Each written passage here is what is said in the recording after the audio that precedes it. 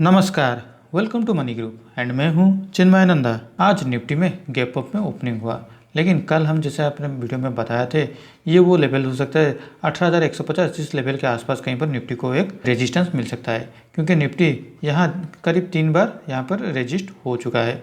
तो इस बार भी हमें यहाँ पर थोड़ा बहुत रेजिस्टेंस देखने को मिल सकता है, लेकिन कोई भी एक 15 मिनट का कैंडल अगर इसके ऊपर क्लोजिंग दे देता है तो निफ्टी में ये जो है 18,150 ये उसके लिए सपोर्ट बन जाएगा और हम ऊपर की ओर से प्लानिंग कर सकते हैं। लेकिन ऐसा हुआ नहीं, मार्केट तो गैप अप में ओपनिंग हो गया और करीब 18,150 के आसपास भी चला भी गया था, लेकिन वहां पर वो ऊपर की ओर से क्लोजिंग देने में नाकामयाब हुआ और क्लोजिंग होते होते करीब 18,100 के आसपास कहीं पर आके क्लोजिंग दे दिया है। तो यहाँ पर आप देख सकते हैं निफ्टी पिछले 3 दिनों से एक रेंज में ही ट्रेड कर रहा है। तो यहाँ पर अब आने वाले कल या परसों हमें एक साइड ट्रेंड देखने को मिल सकता है, क्योंकि निफ्टी हमेशा ऐसे एक साइडवेज में ट्रेड नहीं कर सकता। अगर 3 या 4 दिन कंटिन्यूसली वो ट्रेड कर चुका है एक साइडवेज में, तो उसके बाद ये प्रोबेबिलिटी ज़्यादा बढ़ जाता है कि निफ्टी में अब एक डायरेक्शनली ट्रेड हो सकता है। शायद ये ऊपर की तरफ भी हो सकता है और नीचे की तरफ भी हो सकता है। इसलिए कोई भी ट्रेड हमें एग्जीक्यूट करने से पहले हमारा प्रॉपर स्टॉप लॉस के साथ टारगेट रेडी होके रहना चाहिए। तो कल अगर निफ्टी में फ्लैट और गैप अप में ओपनिंग होता है, मुझे ऐसा लगता है कल अगर निफ्टी में गैप अप में ओपनिंग होता है तो वो गैप अप ओपनिंग करीब 18,150 के ऊपर नहीं हो सकता है। ये इनिशियली एक रेजिस्टेंस की तरफ काम कर रहा है निफ्टी के लिए फिलहाल के लिए। तो पहले देख लेते हैं अगर फ्लैट में ओपनिंग होता है, तो अगर फ्लैट में ओपनिंग होता है तो पहले 15 मिनट कैंडल और उसके बाद और एक 15 मिनट कैंडल को आप छोड़ना होगा। देखिए निफ्टी का मूवमेंट किस ओर से वो डिसाइड कर रहे हैं। मान लीजिए कल अगर निफ्टी फ्लैट में ओपनिंग होके आज का जो ये जो लेवल है 18,070-75 के आसपास कहीं पर आके उसको तोड़ देते हैं, तो हमें 18,100 का एक स्टॉप लॉस बना के नीचे की ओर से प्लान आउट करना चाहिए। या फिर फ्लैट में ओपन होके निफ्टी में 18,150 के आसपास कहीं पर आके होपर हो जाता है, तो इंतजार कीजिए कब ये 18,150 को तोड़ता है और एक 15 मिनट कैंडल ऊपर 18,150 के ऊपर कहीं पर क्लोजिंग दे देता है।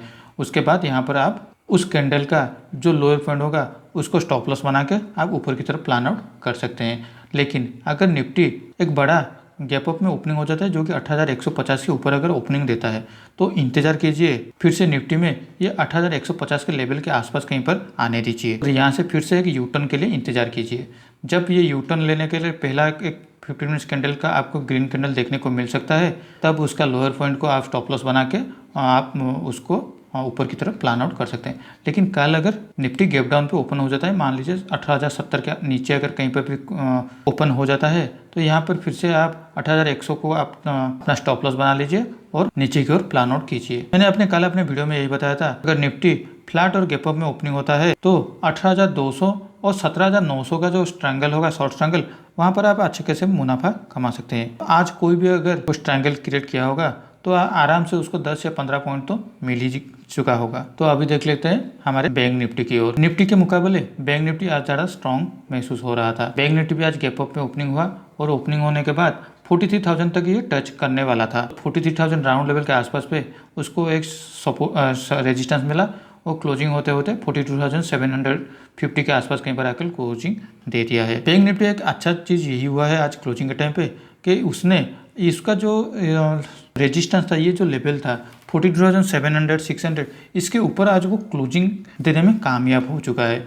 ये उसके लिए एक रेजिस्टेंस पॉइंट था, क्योंकि मैंने ये कल भी अपने वीडियो में बताया था इस लेवल के आसपास से ही बैंक निफ्टी को एक रेजिस्टेंस मिल रहा है और आज बैंक निफ्टी उस लेवल को तोड़ चुका है और निफ्टी के मुकाबले बैंक निफ्टी ज़्यादा स्ट्रॉन्ग हो चुका है। तो बैंक निफ्टी में कल अगर फ्लैट और गैप अप में ओपनिंग होता है तो आज जो लास्ट कैंडल जिसका जो लोअर पॉइंट है 42,750, उसको आप स्टॉप लॉस बना के ऊपर की ओर प्लान आउट कर सकते हैं। लेकिन अगर कल एक गैप डाउन पे ओपनिंग हो जाता है, मान लीजिए 42,700 या फिर 600 के नीचे अगर कहीं पर भी क्लोजिंग दे देता है, तो फिर से 42,600 42,700 उसके लिए एक रेजिस्टेंस की तरफ काम करने वाला है और आप नीचे की ओर से प्लान आउट भी कर सकते हैं। तो चलिए अब देख लेते हैं हमारे पोजीशन की ओर। मैंने जैसे कल अपने वीडियो में बताया था, मैं फरवरी मंथ का जो शॉर्ट स्ट्रैंगल अब जो हो चुका है 18,000 का, पहले ये शॉर्ट स्ट्रैडल था, अब ये शॉर्ट स्ट्रैंगल हो चुका है, उसको मैं निकलने वाला हूँ। आज मैंने उसको निकाल चुका हूँ। यहाँ पर करीब मुझे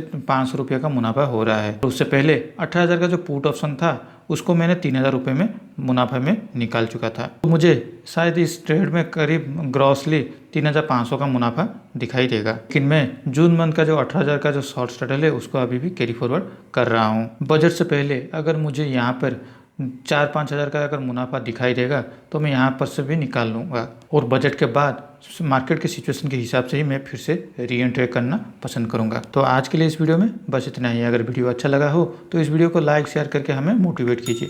पर्सनल फाइनेंस शेयर ट्रेडिंग के नॉलेज के लिए हमारे इस चैनल को सब्सक्राइब करना ना भूलें। Thank you for watching my video.